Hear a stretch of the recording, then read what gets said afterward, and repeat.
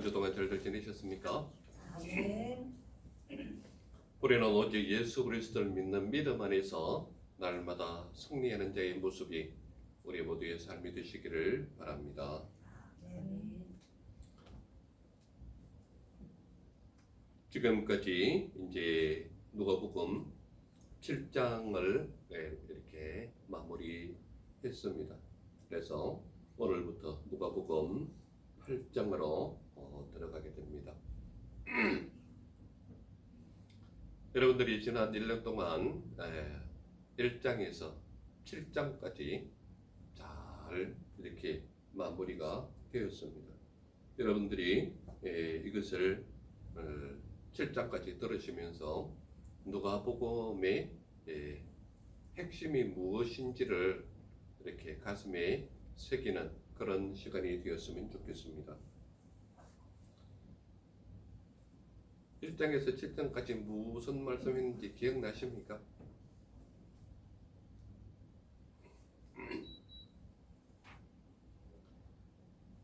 1장에서 예수 그리스도의 과정, 예수님께서 나신 과정, 2장에서는 나시면서 예수 그리스도의 사역, 3장에서 여러 가지 그 업적인 부분과 나타나는 과정을 통해서 4장은 치료와 은혜의 역사, 5장은 하나님의 인도하심과 나타나심, 6장에서는 여러 가지 사역들로 인하여 제자들과의 관계성에서 오는 것, 7장에서는 예수 그리스도를 드러내면서 요한의 모습이 다시 드러나는 것, 이런 것들을 우리에게 전하고 있습니다. 그렇다면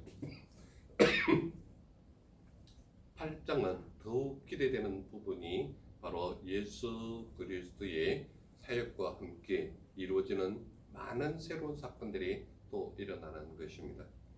그런데 오늘 8장 1절에서 3절까지의 모습 속에는 가장 대표적인 구절이 바로 3절에 있습니다. 3절 우리 같이 한 목소리로 읽어보겠습니다. 시작.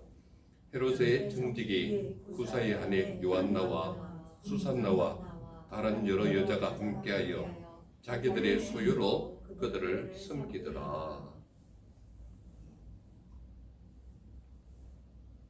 그래서 오늘 1, 2, 3절의 핵심적인 말씀은 자기들의 소유로 섬겼다라는 내용입니다. 그래서 오늘 제목이 뭘로 적혀 있습니까? 섬김입니다. 섬김. 오늘 살아가는 수많은 사람들은 섬김의 진정한 의미가 무엇인지를 알지 못합니다. 왜 섬김을 제대로 알지 못하느냐? 많은 사람들은 섬기는 모습, 즉 말하자면 섬김의 다른 말은 봉사인데 봉사하는 그런 모습들을 보면서 무엇을 드러내려고 하는가 하면 많은 사람들이 자기가 섬기는 모습을 보여주면서 무엇을 드러내려고 하는가 하면 자신의 이름을 드러내려고 하는가요? 그러니까 섬김의 모습 또는 봉사하는 모습을 통하여 결과적으로 누구를 드러내려고 하는가 하면 자기 자신을 드러내려고 하는가요? 그러니까 온전한 섬김이 무엇인지 진정한 섬김이 무엇인지 알지 못하는 그들의 모습을 볼 수 있다 이 말입니다. 많은 사람들은 그러한 섬김을 통해서 자신의 이익과 연결하려고 하는 거예요. 쉽게 이야기하면 대기업체나 큰 기업체의 사원들이 섬기는 모습, 연탄 봉사 또는 쌀 나눔 행사, 갖가지 다양한 행사를 하는데 거기에 보면 꼭 자기 회사의 큰 이름을 이렇게 거는 그런 모습을 볼 수가 있다 이 말입니다. 물론 그렇게 해서라도 사회에 봉사하는 모습이 있다면 좋은 일입니다. 그게 나쁜 것은 아니에요. 그러나 진정한 섬김이 아니라는 것을 말하고 있는 겁니다. 그러니까 항상 무엇을 드러내려고 하는가 하면 자신의 이익과 섬김을 연결하려고 하는 모습이 그들의 모습 속에 드러나고 있다 이 말입니다. 또한 많은 사람들이 섬기며 봉사하는 모습 속에 누가 잘 드러나는가 하면 정치가들이 자기의 정치 홍보 목적으로 섬김의 모습을 보이는 것을 보게 된다 이 말입니다. 일순간적인 모습이라 할지라도 그래도 사람들을 섬기려고 하는 모습은 보기 좋으나 정치적 홍보 목적이 우선이 되는 섬김의 모습을 본다면 별로 좋게 보이지는 않는다 이 말입니다. 그래서 사람들은 섬김의 진정한 의미가 무엇인지 알지 못하고 섬김이라는 봉사의 모습만 나타나는 것이 오늘을 살아가는 수많은 사람들의 섬김의 모습이다 이 말입니다. 그런데 오늘 본문 말씀을 통해서 우리에게 하는 것이 무엇인가 하면 자기들의 소유로 섬겼다라고 말하고 있는 것입니다. 자기들의 소유로 섬겼다. 무엇 때문에 자기들의 소유로 섬겼는가 하면 첫 번째로 나타나는 관점이 무엇인가 하면 예수께서 하나님의 나라를 선포하셨다라고 말하고 있습니다. 예수님께서 하나님 나라를 선포하시는 것은 주로 어디로 가셨는가 하면 각 성에 다니셨고 각 마을에 두루 다니셨다 이렇게 표현하고 있습니다. 각 성에 다녔다라는 것은 성경 원어로 보면 폴리스라는 말인데 폴리스라는 말은 오늘날 영어로 폴리스로 하면 정치적인 의미로 나타나고 있습니다. 그래서 그 폴리스라는 말은 좀 규모가 큰 성, 규모가 좀 큰 업 이런 형태인데 각 성에 다니시고 또 마을에 다니셨다라는 것은 좀 작은 규모의 마을을 다니셨다. 이 말은 예수님께서 사람들이 사는 크고 작은 곳을 가리지 아니하고 곳곳을 다니시면서 하나님 나라의 비밀한, 정말 하자면 하나님 나라에 대해서 전하긴 하지만 예수님께서 전하시는 것은 아버지께서 말씀하신, 친히 말씀하신 그것을 전하기 때문에 율법을 통하여 굳어있던 그들의 마음이 하나님의 나라의 소식을 전함으로 말미암아 그들의 마음이 자유로워진 거예요. 그러면서 하나님의 나라에 대해서 마음속에 사모하는 영이 그들 속에 들어가 있을 뿐만 아니라 예수 그리스도를 통하여 하나님 나라에 대한 소식을 듣자마자 엄청난 기쁨을 누리고 있는 거란 말이에요. 그래서 예수님께서 하나님 나라를 선포하셨는데 각 성과 각 마을에 다니면서 하나님의 나라를 선포하셨는데 예수님께서 전하시는 그 하나님 나라에 대한 선포는 말할 수 없는 기쁨이 있고 갇혀져 있는 듯한 뭔가가 자기 자신의 생활의 반경을 올가매는 듯한 율법의 가르침과 같지 않고 자유함이 있을 뿐만 아니라 마음속에 말할 수 없는 기쁨이 솟아나는 하나님의 나라에 대한 소식을 듣게 되었다 이 말입니다. 그러므로 예수 그리스도를 통하여 하나님의 나라를 선포하는 그곳에 수많은 사람들의 기쁨일 뿐만 아니라 수많은 사람들의 문제들이 해결되어지는 하나님의 역사심이 거기에 나타나고 있다 이 말입니다.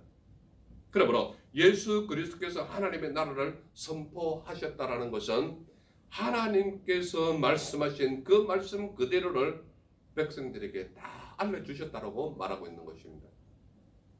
두 번째로 나타나는 관점이 뭔가 하면 12제자가 함께 하였다라는 관점입니다.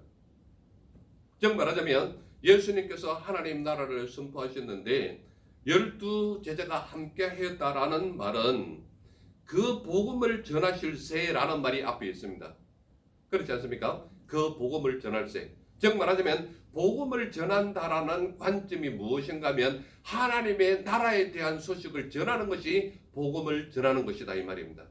또한 우리가 앞에 공부했던 것처럼 누가복음 다른 곳에는 예수님께서 전도하셨다라고 했을 때 그 전도에 대한 것을 무엇이라고 언급합니까? 하나님 나라에 대한 이야기를 전하는 것이 전도라고 말하고 있는 거예요. 그렇다면 예수님의 제자들 12제자가 함께 하였다라고 말하는 것은 12제자들이 복음을 전했다라는 것은 결과적으로 무엇을 전했다는가요? 하나님 나라에 대한 소식을 전했다는 거야. 그러니까 우리가 복음을 전한다라고 말할 때 하나님 나라에 대한 것을 전하는 것이 복음을 전하는 것이고, 우리가 전도했다라고 말할 때에 하나님 나라에 대한 이야기를 전하기만 하면 전도인 거예요. 그러니까 제가 여러분들 앞에 끊임없이 계속 복음을 전하는 것이 무엇입니까? 하나님 나라에 대해서 전하는 거예요.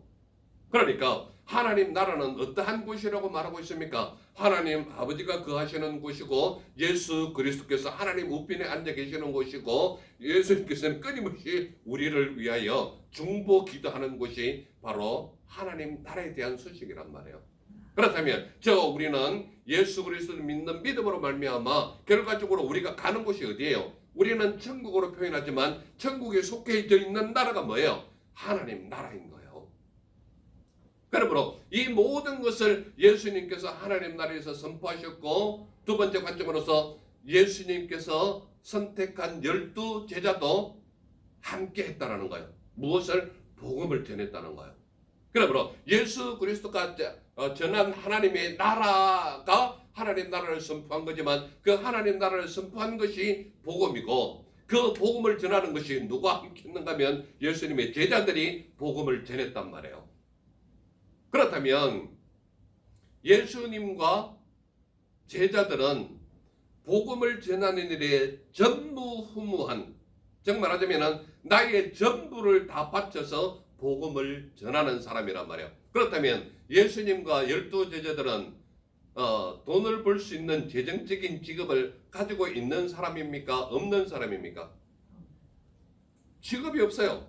정말 하자면 복음을 전적으로 전하는 사람들이 예수님이시고 12 제자였기 때문에 그들은 어떤 재정적인 도움을 받는 그런 직업이 없는 거예요. 전적으로 복음을 전하기 때문에. 그래서 세 번째로 나타나는 관점이 뭐냐면, 여러 여자가 함께하여 자기들의 소유로 그들을 섬겼다라고 말하고 있는 것입니다. 그렇다면 섬김의 모습은 어떠한 모습으로 나타났느냐 보시기 바랍니다. 우리 2절과 3절을 같이 한번 읽어볼까요? 2절 3절 같이 시작. 또한 악귀를 쫓아내심과 병 고침을 받은 어떤 여자들, 곧 7 귀신이 나간 자 막달라인이라 하는 마리아와 헤롯의 청지기 구사의 아내 요한나와 수산나와 다른 여러 여자가 함께하여 자기들의 소유로 그들을 섬기더라. 정말 하자면 여러 여자가 함께하여 자기들의 소유로 그들을 섬겼다라고 말하고 있습니다. 어떤 여자들일까요? 여러 여자라고 표현하고 있죠. 자, 잘 보시기 바랍니다. 악귀를 쫓아내심과 병고침을 받은 어떤 여자들, 곧 7 귀신이 나간 자 막달라인이라 하는 마리아와, 우리가 흔히들 말하는 막달라 마리아를 말합니다. 막달라 마리아는 어떤 여자였는가 하면 7 귀신이 들린 여자로서 말할 수 없는 악귀가 뭐라고 여러분들 아십니까? 악귀. 악한 귀신이 들려 있는 상태가 악귀입니다. 악귀. 그래서 악귀를 쫓아내심과 이 말은 마리아 막달라 마리아의 모습이 어땠는가 하면 7 귀신이 들려서 영적으로 혼탁한 여인이 막달라 마리아였단 말이에요. 그런데 그가 치유받은 것이 뭔가 하면 영적인 치유를 먼저 받은 것이 막달라 마리아란 말이에요. 그러니까 그의 생활과 삶 자체는 7 귀신이 들려서 자기 자신을 온전하게 생활하지 못하는 여인의 모습이 막달라 마리아였었는데, 이 여인은 영적인 고침을 받고 나서 그의 생활과 삶이 완전히 달라져 버린 거예요. 그래서 이 막달라 마리아는 어떠한 여인으로 드러나는가 하면, 예수님께 그의 영적인 문제가 해결되고 나서 그가 죽을 때까지 단 한 번도 예수 곁을 떠나지 않았던 사람이 막달라 마리아란 말이야. 그러니까 한 번 은혜를 받은 경험이 있는 마리아는 예수님 곁을 떠나고 싶지를 않은 거예요. 그 은혜가 너무 크기 때문에. 이 말은 바꿔서 말하면 그 여인이 겪었던 그 7 귀신에 젖어 있는 그 모습은 생각하기도 싫을 만큼 그의 삶 자체를 완전히 뒤바꿔 놓은 사건이 7 귀신이 나간 사실이란 말이에요. 그러므로 이 막달라 마리아의 모습은 어떤 모습이었는가 하면 자기 인생 자체가 예수님으로 인하여 거듭났다라고 인정하는 사람이 막달라 마리아였단 말이에요. 그러니까 이 여인은 예수 그리스도를 만났다라는 그 자신이 자기 인생을 완전히 뒤바꿔 놓았기 때문에 예수님을 만난 그 이후로 예수님을 떠난 적이 없는 여인이 이 마리아였단 말이에요. 그래서 이 여인은 7 악귀, 정말 하자면 그 악귀를 쫓아내신 예수 그리스도를 그 이후로 단 한 번도 예수님 곁을 떠난 적이 없는 사람이 막달라 마리아란 말이에요.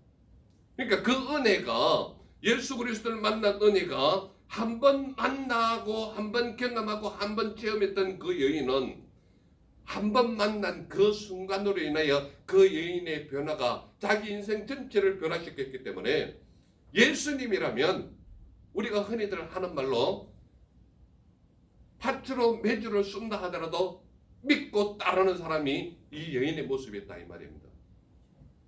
오늘을 살아가는 수많은 사람들은 예수 그리스도를 만난 적이 분명히 있음에도 불구하고 감사함과 고마움과 그 은혜를 잊어버리고 사는 사람이 얼마나 많은지 모릅니다.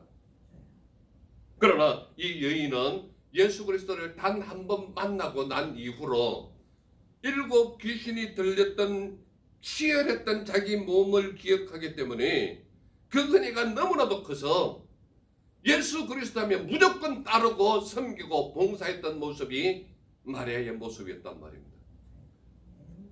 오늘 살아가는 수많은 사람도 자기의 인생 속에서 예수 그리스도를 경험한 수많은 체험과 경험이 있는 사람들이 대부분이란 말이에요.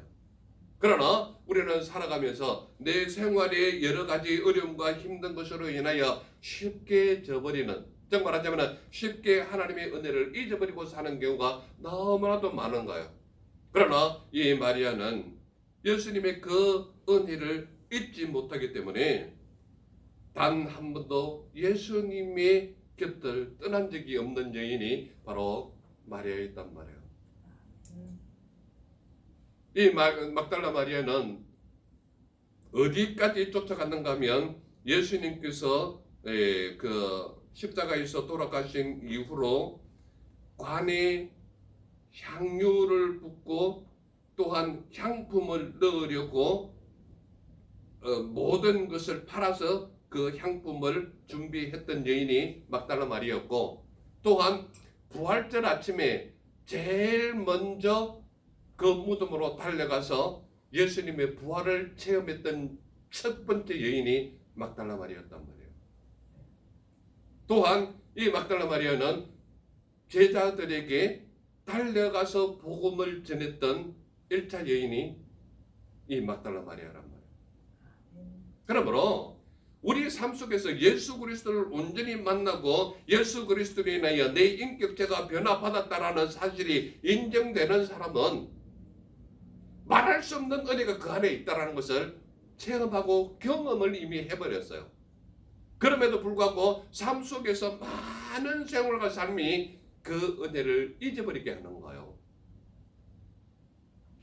그러나 이 막달라 마리아는 말할 수 없는 은혜가 자기 자신을 낫게 했다는 사실을 알기 때문에 결코 예수님 곁을 떠날 수 없는 여인이 바로 막달라 마리아였다 이 말입니다. 또한 어떤 여인이 있었는가 하면 헤롯의 청지기 구사의 아내 요한나와 수산나와 이렇게 되어 있죠. 여기에서 누가의 기록 방법인지는 모르겠지만 막달라 마리아는 예수님께 무언가를 감사하려고 해도 가진 게 없어서 자기의 온몸과 마음과 정성을 다해서 섬긴 여인이 막달라 마리아였단 말이에요. 그런데요, 여기에서 나오는 헤롯의 청지기 구사의 아내 요한나와 수산나와 이렇게 되어 있죠. 이 요한나는 어떠한 사람이냐면 헤롯은 그 당시 로마가 식민지하에 있던 이스라엘의 모습이었다면 로마의 대표적인 인물 중에 한 사람이 헤롯이란 말이에요. 그런데 헤롯의 청직이라고 말하는 것은, 청직이라는 것은 돌보다, 일구다, 섬기다 이런 의미가 다 포함된 것이 청직이거든요. 그러면 헤롯의 청직이라는 사람이 구사인데, 오늘날 우리가 우리나라의 행정적인 기관으로 본다면 헤롯의 청직이다 이 말은 행정적인 일을 처리하는 담당자가 구사란 말이에요. 그러면 오늘 우리 대통령이 있고 여기에서 행정 일을 맡아서 처리하는 사람이 누군가 하면 안전을 담당하는 행정 담당, 행정 안전 담당의 장관의 모습이 구사란 말이에요. 그러면 구사의 아내쯤 된다면 한 나라의 행정장관을 맡은 사람의 아내거든요. 그러면 그 위치가 좀 우리가 높다고 봐야 됩니까? 아니면 낮은 척에 속합니까? 좀 귀족, 상급 귀족 척에 속하는 사람이 구사의 아내 요한나란 말이에요. 그렇다면 지금 헤롯이라는 사람은 로마에 속한 사람입니까? 유다 민족에 속한 사람입니까? 로마에 속한 사람이에요. 즉 말하자면 우리가 일본 식민지 하에 있을 때는 일본 사람의 장관이 한국 사람을 위해서 뭔가를 베풀 수 있다면 있을 수가 없는 일이죠. 그런데 구사의 아내 요한나는 예수 그리스도의 그 말씀으로 인하여 은혜를 받은 사람의 여인 중에 한 사람이 요한나란 말이에요. 그렇다면 막달라 마리아라는 여인과 요한나는 신분적인 계급적으로 따져본다면 하늘과 땅이죠. 그렇지 않아요? 그런데 그 당시 여인으로서 예수님을 섬기는 대표적인 인물이 마리아였고 요한나였고 수산나였다 이 말입니다. 그런데요, 우리가 기억해야 될 것이 하나 있습니다. 우리가 구약 성경이나 신약 성경 속에서 그 당시에 성경이 기록되었던 그 시대의 여자의 위치를 본다면 성경 속에 이름이 기록되어 있는 사람들이 많습니까? 적습니까? 구약에는 거의 이름이 없습니다. 신약에 와야 여성들의 이름이 조금씩 기록되었습니다. 그런데요, 다른 복음서, 즉 말하자면 마태나 마가나 요한복음에는 여자들의 이름이 별로 없습니다.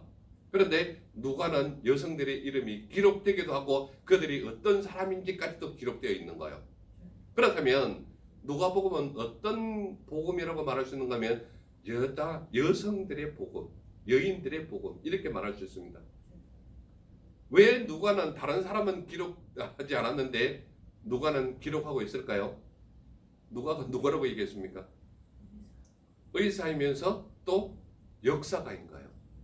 그렇기 때문에 의사이면서 역사가로서 그 사실을 나타낼 때는 취급하지 않은 여자들의 이름이라 할지라도 중요한 역할을 하는 사람들의 이름이었거든요. 그래서 누가는 여성들의 이름을 기록하는데 전혀 문제시 삼지 않았고 막달라 마리아라는 여인의 이름과 구스의 아내 요한나라는 이름과 수산나라는 이름까지도 기록하고 있는 거예요. 그러니까 이스라엘 민족으로 봤을 때는 로마의 장관의 아내의 이름을 적는 것이 가능하냐 불가능하냐를 따질 때는 생각하지도 못할 이름이 요한나고 수산나의 이름이란 말이에요. 왜 그런지 아십니까? 우리나라 역사에서 일본 장관의 아내 이름까지 적으라고 그러면 역사가들이 기록하겠습니까? 안 하겠습니까? 못하고 안 하는 거죠. 그렇지 않아요? 그런데 누가는 정확하게 그들의 이름을 적었다라는 것은 예수 그리스도의 복음을 받은 사람들의 은혜로 인하여 섬겼던 여인들의 모습은 실제적인 역사적인 사실이었고 은혜로 말미암아 나타났던 여인들의 이름이란 말이에요.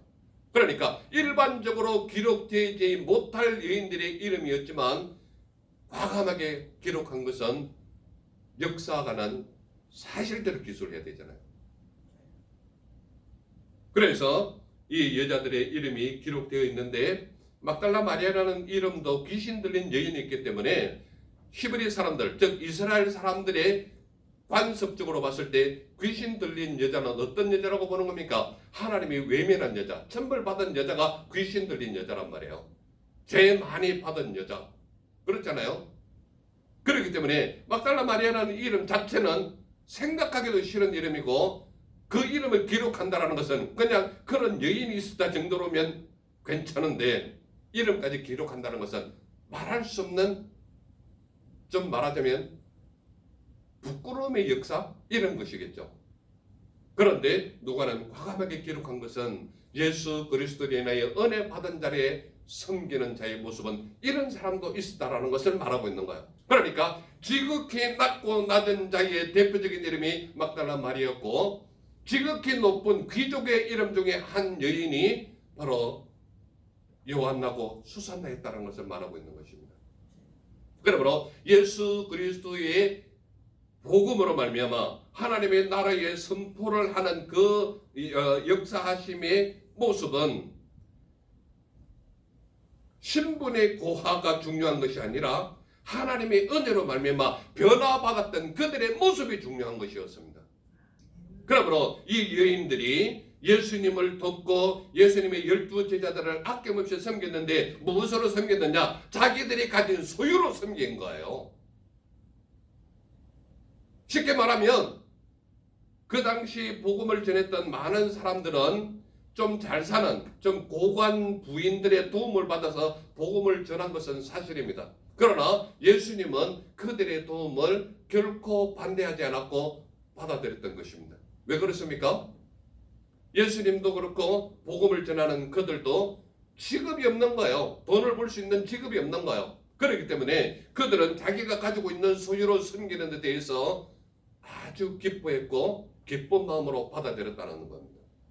그래서 여기에서 여러 여자가 함께하여 자기들의 소유로 그들을 섬겼다라고 말하는 것은 헤롯의 청지기 구사의 아내 요한나와 수산나와 또 뭐라고 얘기하는가 하면 다른 여러 여자가 함께하여 자기들의 소유로 그들을 섬겼다라고 말하고 있는 것입니다. 그래서 로마서 15장 27절에 보면은 신령한 것을 나눠 가진 자는 육신의 것으로 섬기는 것이 마땅하다라고 말하고 있습니다. 또한 갈라디아서 6장 6절에 보면 말씀을 가르치는 자와 모든 좋은 것을 함께하는 것이 마땅하다라고 말하고 있습니다. 그러므로 말씀을 가르치는 자와 모든 좋은 것으로 함께하는 것이 마땅하고 하나님을 섬기는 영적인 것으로 나눈 자는 그 가진 것으로 섬기는 것이 마땅하다고 말씀은 우리에게 가르치고 있다 이 말입니다. 그렇다면 수많은 사람들은 왜 자기들의 소유로 섬기지 못할까요? 왜 사람들은 자기들의 소유로 섬기지 못하느냐? 수많은 사람들이 말하는 것이 저는 가진 것이 없어요. 많은 사람들이 자기들의 소유로 섬기지 못하는 첫 번째 이유 중에 하나가 가진 것이 없다고 생각하기 때문에 가진 것으로 소유 나누지 못하고 섬기지 못하는 모습이 있다 이 말입니다. 또한 그들의 생각 속에 많은 사람들이 이렇게 생각합니다. 좀 많이 가진 사람이 많이 냈으면 하는 생각 때문에 많은 사람들이 좀 많이 가진 사람이 많이 냈으면 좋겠다 생각하는 것은 결과적으로 뭔가 하면 내가 받은 것이 없다, 내가 가진 것이 없다 라는 것이 그 마음속에 깔려 있다 이 말입니다. 그래서 자기 소유로 섬기지 못하는 이유 중에 하나가 되는 것입니다. 또한 믿음을 가진 사람도 자기 소유로 섬기지 못하는 이유 중에 하나가 뭔가 하면 받은 은혜가 적다고 생각하는 거예요. 그래서 자기 소유로 섬기지 못하는 그들의 모습을 볼 수가 있다 이 말입니다. 예수님은 우리를 섬기려고 이 땅에 오신 분입니다. 하나님 나라의 비밀을 우리에게 알려주시며 우리를 섬기시는 분이 우리가 믿는 예수님이십니다. 또한 우리 예수님은 복음을 전하는 제자로 양육하시며 우리를 섬기시는 분이 우리 예수님이십니다. 또한 예수님은 우리의 죄를 위하여 스스로 십자가에 오르시며 우리를 섬기시는 분이 우리가 믿는 예수님이십니다. 그래서 예수님은 복음서 곳곳에 뭐라고 이야기하는가 하면 나는 대접받으러 온 것이 아니라 섬기려고 왔다라고 말하고 있습니다. 그러므로 예수님은 끊임없이 우리를 섬기시려고 하늘의 보좌를 버리시고 이 땅에 오셔서 우리를 구원하시는 모습으로 섬기시는 분이 우리가 믿는 예수님이시다. 그렇다면 저와 우리 모두는 믿음의 사람인데 믿음의 사람은 어떻게 살아라고 말하고 있습니까? 믿음의 사람은 온전한 섬김을 행하는 삶이 너희의 삶이 되어라 이 말을 하고 있는 겁니다. 그러면 도대체 어떻게 해야 온전한 섬김을 행할 수 있느냐? 울타리를 가리지 않고 하나님 나라를 전하는 섬김의 삶이 우리의 삶이 되어야 된다 이 말을 하고 있는 겁니다. 그러니까 각 성과 각 마을을 다니시는 예수님의 모습이 우리에게 무엇을 보이는 거예요? 울타리를 가리지 말라는 거예요. 이 나라 저 나라를 가리지 말라는 거예요. 그러므로 우리에게 전해주는 것이 울타리를 가리지 않고 하나님 나라를 전하는 섬김의 모습이 너희의 삶이 되어라 이 말을 하고 있는 겁니다. 또한 복음을 전하는 제자로서 섬김의 삶이 너희의 삶이 되어라 이 말을 하고 있는 겁니다. 또한 하나님의 말씀은 신분구하를 가리지 않고 자기의 소유를 가지고 온전한 섬김을 행하는 삶이 너희의 삶이 되어라 이 말을 하고 있는 겁니다. 그러므로 저와 우리 모두는 섬김을 온전히 행하려면 나의 신분을 따지지 말고 울타리를 가지지 말고 하나님의 복음을 전하는 사람을 우리의 삶이 되도록 인도하시는 하나님이 우리 예수님이시다.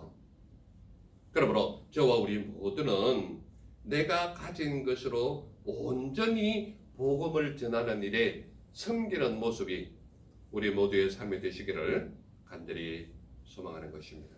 아멘. 기도하겠습니다. 사랑의 주 하나님 감사합니다. 오늘도 우리에게 섬기는 모습으로 살라고 말씀하시니 감사합니다. 우리의 모든 생활과 삶이 예수 그리스도를 향하여 섬기는 자의 모습이 우리의 삶이 되게 하옵소서. 주님께서 기뻐하시는 은혜의 종들의 온전한 섬김이 있는 우리의 모두의 삶이 되게 하옵소서. 나를 구하신 예수님 이름으로 감사하며 기도드렸사옵나이다. 아멘. 아멘.